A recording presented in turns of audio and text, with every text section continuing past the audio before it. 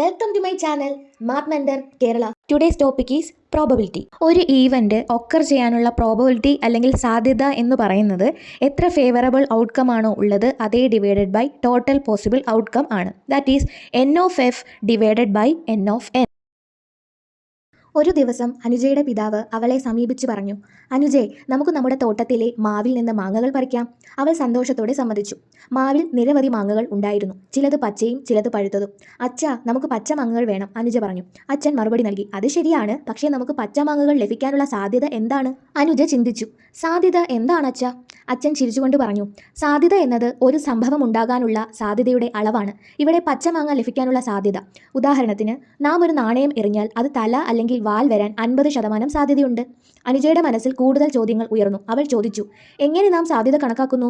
അച്ഛൻ വിശദീകരിച്ചു, സാധ്യത കണക്കാക്കാൻ നാം ആ സംഭവത്തിന്റെ അനുകൂല ഫലങ്ങളുടെ എണ്ണം മൊത്തം സാധ്യതകളുടെ എണ്ണത്തിൽ പങ്കിടുന്നു. ഉദാഹരണത്തിന് ഒരു നാണയം എറിഞ്ഞാൽ 2 ഫലങ്ങൾ മാത്രമേ ഉണ്ടാകൂ, തല അല്ലെങ്കിൽ വാൽ. അതിനാൽ തല വരാനുള്ള സാധ്യത 2/1, അതായത് 50%. അച്ഛൻ തുടർന്നു, നമുക്ക് മാവിൽ 10 മാങ്ങകളുണ്ട്.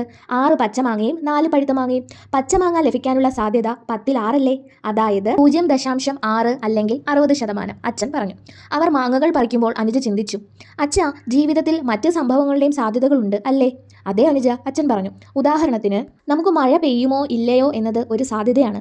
കാലാവസ്ഥാ റിപ്പോർട്ടുകൾ ഈ സാധ്യതകൾ അടിസ്ഥാനമാക്കി തയ്യാറാക്കപ്പെടുന്നു. അനുജ അത്ഭുതത്തോടെ പറഞ്ഞു, അതായത് സാധ്യതകൾ നമ്മുടെ ജീവിതത്തിലെ നിരവധി കാര്യങ്ങളിൽ പ്രാധാന്യമുണ്ട്. ശരിയാണ്, അച്ഛൻ പറഞ്ഞു.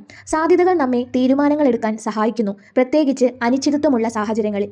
അന്നു മുതൽ അനുജ സാധ്യതയുടെ മഹത്വം മനസ്സിലാക്കി. സാധ്യത എന്നത് ജീവിതത്തിന്റെ ഒരു ഭാഗമാണ്. അത് നമുക്ക് മുൻകൂട്ടി തീരുമാനങ്ങൾ എടുക്കുവാനും അപകടങ്ങൾ ഒഴിവാക്കുവാനും വിജയത്തിലേക്ക് നയിക്കുവാനും സഹായിക്കുന്നു. താങ്ക്